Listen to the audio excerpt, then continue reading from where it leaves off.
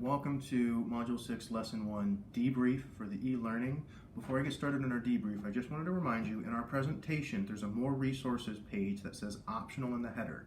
Now, this has three categories: videos, games, and parent resources. So if your parents want to help you with your lesson and are struggling, I have a link for them that they could go into, and it's a quick video that walks them through the concept development in a different way than I do it.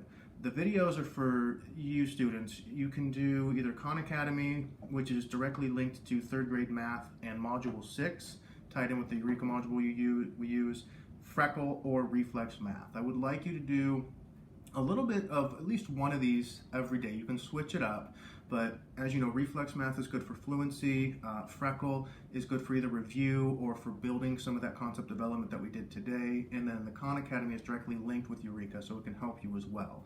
The games are just a few different fun online games if you want to practice your math skills. I put Reflex in there as a game because you can use it as just a fun game to play that's going to build your fluency.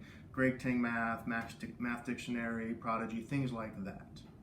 All right, moving forward to our debrief. So I put up two questions for our debrief, and they're both talking about our tally chart and picture graph. So compare the picture graph with the tally chart, and what makes each one useful? Well, what makes each one useful is it's representing data in a visual way. Here you get the same information as here, so you're getting the information in a more of a picture than just having it in words, which is useful because a lot of us learn better with visual aids.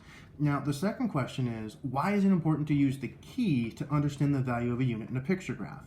Well, that kind of goes in with what makes them different. Now, being that they both show you the same information, this picture graph is a much quicker visual aid than this one here. You can tell me which column is taller, which is getting more votes, which column is shorter, which is getting less votes. Here, you have to count out, and if you're not drawing your tallies exactly the same, it's not going to be easy to just compare each row.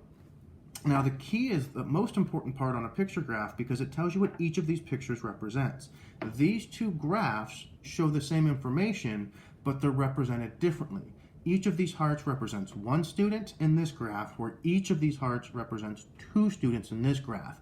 So it could change what information is being told if you don't understand what the icon represents accurately. So you have to make sure you check that key to make sure you know how much is being tallied or how much is being graphed in each graph. Okay, I hope you enjoyed today's lesson. I'll see you again tomorrow.